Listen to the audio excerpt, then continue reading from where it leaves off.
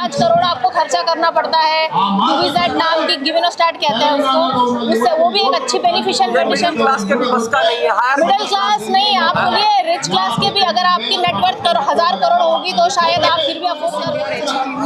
सो TMP के बारे में मुझे एक्चुअली सबसे पहले अपनी माधुरी जी से ही पता लगा। मुझे एक वेग आइडिया था इस कंडीशन के बारे में, बट मैं बहुत कुछ जानती नहीं थी। सो मैंने जब इसके बारे में पढ़ा और इन बच्चों से इंटरेक्ट किया तो मुझे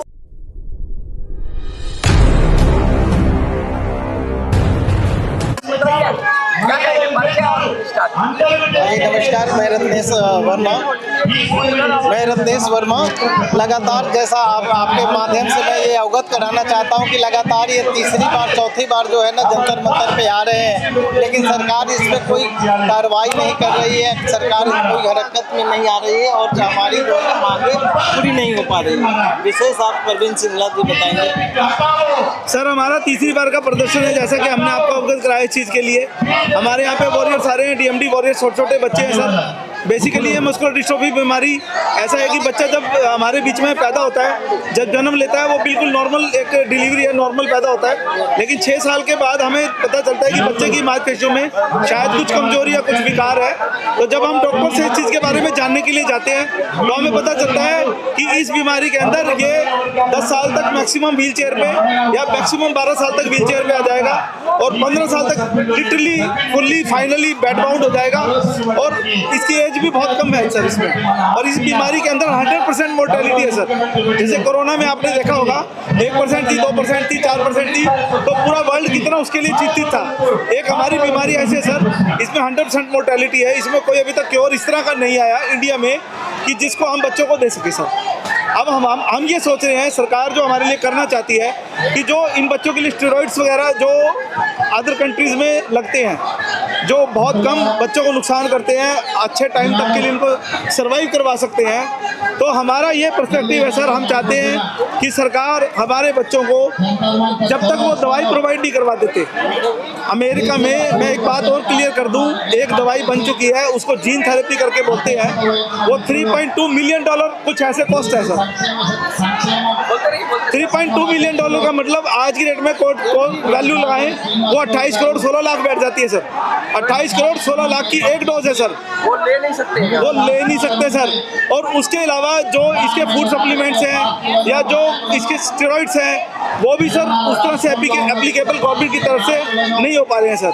अगर वो स्टेरॉइड्स या फूड सप्लीमेंट्स या डाइट चार्ट या फिजियोथेरेपी सेंटर, हाइड्रोथेरेपी सेंटर या कोई काउंसलिंग काउंटर हो जो हमें बता सके कि बच्चों को अब क्या देना चाहिए। चारों तरफ अंधेरा दिख रहा है, कहीं भी रोशनी उजाले की किरण नहीं, कोई उजाले की किरण नहीं दिख रही सर।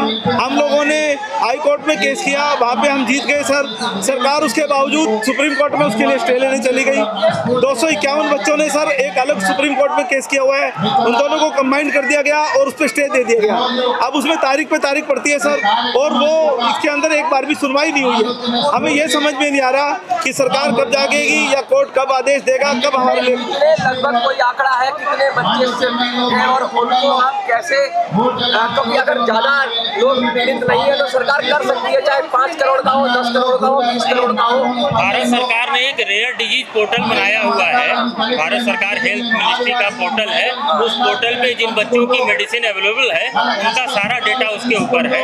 उस पर गवर्नमेंट अगर अपील करे क्राउड फंडिंग के लिए, अभी 3 साल से मात्र उसमें 3,72,000 ही रुपए इकट्ठे हो पाए हैं, और उसमें एक एक बच्चे की ट्रीटमेंट की कॉस्ट जो है किसी की 6 करोड़, किसी की 2 करोड़, किसी की 10 करोड़ गवर्नमेंट की तरफ से दे दी गई है। तो प्लीज अगर रेयर डिजीज पोर्टल पे अगर विजिट करें तो इससे संबंधित ज्यादा जानकारी मिल सकती है। अच्छा, सरकार क्या कर रही है, कुछ कोई अश्योरेंस दे रही है किसी मिनिस्टर ने, क्योंकि आप लगातार मिलते भी रहे हैं, ज्ञापन भी दे रहे हैं अलग अलग सरकारों को, क्या कोई अश्योरेंस मिल रहा है आपको? कोई नहीं। हम लोगों ने तो हेल्थ मिनिस्ट्री से लेके आपका जो है मनसुख मांडविया जी जो प्रीवियस हेल्थ मिनिस्टर थे, उनसे मिलके उनको भी ज्ञापन दिया गया, प्लस अभी जो माननीय अपने JP नड्डा जी हैं उनको भी ज्ञापन दिया गया, लेकिन अभी तक उनकी तरफ से कोई इस तरह का कोई रिस्पांस हम लोगों को नहीं मिला है। अच्छा, आपकी स्ट्रेटजी क्या है? लगातार धरना तो कर ही रहे हैं, 3 बार आपने धरना कर दिया, आगे की स्ट्रेटजी क्या है? सर हमारी आगे की स्ट्रेटजी ये है, हमने ये देख लिया कि कोर्ट में जाने पे वो डेट पे डेट पड़ती रहती है। वो कोर्ट के हाथ में है, सरकार के हाथ में है। वो किस तरह से कानून चलेगा, किस तरह से कोर्ट में कब डेट हमारी अपील होगी, क्या उसको सरकार उसका फैसला देगी, कब हमारे वकील के थ्रू, उनके वकील के थ्रू, लंबी आर्गूमेंट लंबा विषय है।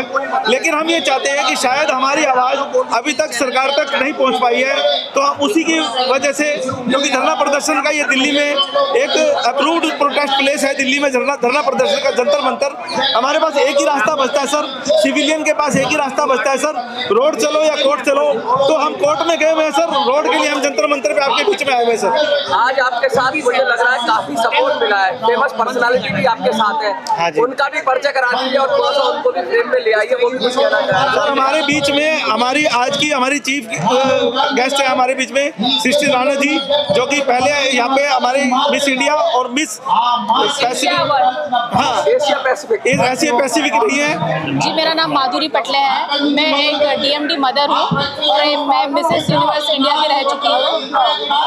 जी, मेरे खुद के बच्चे को जब ये बीमारी के बारे में मुझे पता चला तो मुझे बिल्कुल ही नॉलेज नहीं था कि ऐसी कोई बीमारी भी है इस दुनिया में। और कहते हैं जीते जी मरण को कैसे फील करना होता है ना, डेथ को फील करना, वो फीलिंग उस दिन से आज तक है ही, मतलब वो गई नहीं है। क्योंकि आपको पता है कि जैसे सर ने बोला कि 100% मोर्टेलिटी रेट है, मतलब जी, अगर देखिए वो तो सब भगवान और टेक्नोलॉजी के हाथ में है भविष्य में, पर जो क्यूरेटिव मेडिसिन है या थेरेपेटिक मेडिसिन जो अभी अवेलेबल है all over the across the globe कुछ कंट्रीज में, अगर वो हमें इंडिया में अवेलेबल हो जाए तो हमारे बच्चों का भविष्य बेहतर हो सकता है। कई सारे माता पिता अपना देश छोड़ के बाकी देश जा रहे हैं ताकि उनके बच्चों की आसान हो जाए, तो अगर इंडिया में आ जाए तो वो एक प्रॉब्लम कम हो सकती है। थर्ड, जो गरीब है वो तो अपने बच्चों को छोड़ ही दिया है कि अब ये कुछ कर ही नहीं सकता है, तो हम इसके ऊपर क्या करेंगे। तो वैसे भी 28 करोड़ कोई मजाक तो है नहीं। 28 करोड़ के अलावा आपको एक दूसरी मेडिसिन है जो सालाना 5 करोड़ आपको खर्चा करना पड़ता है, यूविज़ेड नाम की, गिवेनोस्टैट कहते हैं उसको, उससे वो भी एक अच्छी बेनिफिशियल मेडिसिन। मिडिल क्लास नहीं, आप बोलिए रिच क्लास के भी अगर आपकी नेटवर्थ 1000 करोड़ होगी तो शायद आप फिर भी अफोर्ड कर सकते हो, पर एक रिच लोग कर सकते हैं, HNI कर सकते हैं। 27 करोड़ रुपया दे सकते हैं? नहीं दे सकते, हम तो नहीं दे सकते।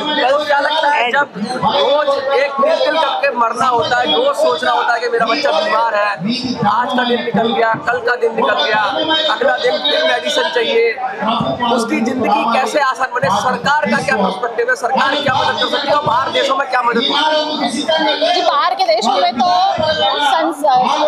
सरकार, कम्युनिटी ओवरऑल मिलके हेल्प करते, पीपल आर वेरी काइंड, आ जाता है आगे, सोसाइटी आगे है। सरकार जो है जिस तरीके से बाहर डिज़ाइन हुआ है, इंश्योरेंस कंपनीज फ्री में उनको मेडिसिन प्रोवाइड कर देती है, सरकार UK में फ्री में मेडिसिन अवेलेबल कर देती है।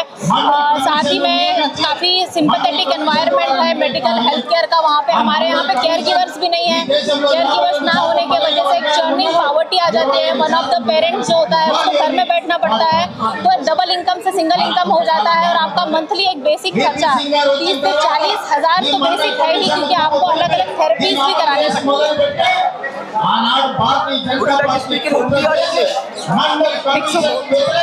मिक्स ऑफ आपको कैसे पता चला कि DMD जैसा एक बीमारी है जो बच्चों के लिए नुकसानदायक है, और आप कैसे जाने इसमें और आप क्या अपील करना चाहिए? आपका परिचय स्टार्ट से।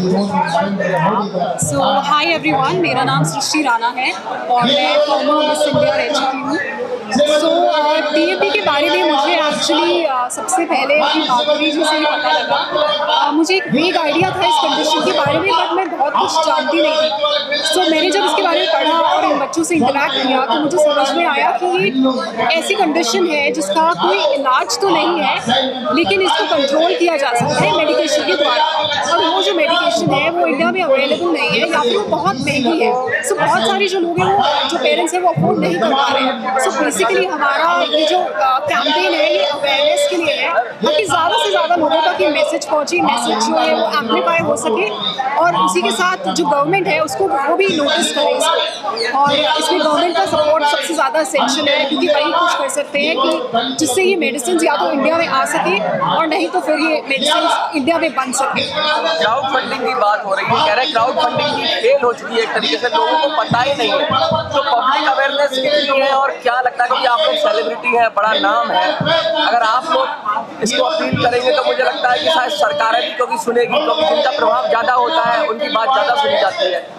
सरकारें सुने, कम्युनिटी अभी इससे भी कुछ लोग आगे बढ़कर आए, तो क्या उन लोगों को भी आप कुछ अपील करना चाहेंगे? सी एग्जैक्टली, हम लोगों का ना ये रिस्पॉन्सिबिलिटी बनता है कि हम इनके साथ खड़े रह सकें। और as somebody who has been into Miss India and who has been a part of charity events before, मैं सिर्फ यही कहना चाहूँगी कि इस कंडीशन के रिगार्डिंग जो अवेयरनेस है लोगों में वो नहीं है। सो अवेयरनेस को बढ़ाना पड़ेगा, ज़्यादा से ज़्यादा लोगों को आगे आना पड़ेगा और अपना मैसेज दुनिया तक पहुँचाना पड़ेगा। एंड आई थिंक तभी गवर्नमेंट भी कुछ एक्शन लेगा। कुछ संदेश देना चाहते हैं जो लोग आपको देख रहे हैं, उनको कुछ कहना चाहती हैं? मैं बस यही कहना चाहूँगी कि क्योंकि आज मैं यहाँ इस इवेंट पर हूँ, मैं सबसे पहले तो यही कहना चाहूँगी कि DMD को लेकर आप लोग प्लीज़ थोड़ा रिसर्च करिए, और इन बच्चों के साथ अगर आप खड़े हो सके किसी भी तरह से आप उनके लिए करिए, और ताकि इनकी जो लाइफ है आगे की वो थोड़ी सी जो है हम बेहतर बना सकें। जी के साथ जीते हैं, और ये काफ़ी मोटिवेशनल स्पीकर डांसर है इंस्टाग्राम पे, तो काफ़ी एक मोटिवेटिंग जर्नी है उनके लिए, बच्चों के लिए बुलाया है हमने इनको। कुछ कहना चाहेंगे? मेरे पास भी परसों ही एक DMD पेरेंट का एक रिक्वेस्ट आई थी रिगार्डिंग इसी के लिए। उनकी जब मैंने बात सुनी तो मेरे को भी थोड़ा सा धक्का रहा कि मैं क्या कर सकता हूँ, बिकॉज मैं उस रिगार्डिंग में छोटा पड़ गया। उनकी डिमांड थी मेरे बच्चे के लिए जीन थेरेपी चाहिए 27 करोड़। मैं कितना ऑडियंस को कन्विंस कर सकता हूँ कि आप इनकी मदद कीजिए। एक आदमी का मसला नहीं है, तो सबको ओके करना है। मैंने वीडियो फिर भी डाली, मेरा कर्तव्य था डालना, क्योंकि मेरे पास जितना मेरे से बल पड़ता है मैंने किया। बट मुझे लगता है कि वो इनफ था। बट वो पेरेंट जगह जगह हर किसी को रिक्वेस्ट कर रहे हैं, जो इन्फ्लुएंसर्स हैं अपील कर रहे हैं उनसे कि मेरी हेल्प करिए, कर भी रहे हैं, बट सरकार ही कर सकती है ऐसे। सरकार अगर देखिए कोविड के लिए दवाई बना सकती है 2 साल में, ये तो बहुत छोटी सी चीज़ है, या बस एक इच्छा शक्ति चाहिए। प्रायोरिटी की बात है, प्रायोरिटी। अगर मेडिसिन में मैं जानता हूँ कि इंडिया जैसा स्ट्रॉन्ग नेशन है तो बहुत आगे है, तो उनके लिए बहुत ईजी है ऐसे बच्चों के लिए मेडिसिन तैयार करना जो इंडिया से ही बने। आई एम नॉट सेइंग आप बाहर से इंपोर्ट करें, बाहर इंपोर्ट करना भी बहुत महंगा पड़ सकता है, रादर देन आप अपने देश में बनाइए ना। व्हाई नॉट, कुछ होती है, सब कुछ होता है, तो पूरा इंडिया का कोई इनिशिएटिव हो सकता है। जब आपने कोविड में इनिशिएटिव लिया सबको ठीक करने का, तो इस बीमारी के लिए भी इंडिया में ऐसी मेडिसिन बन सकती है।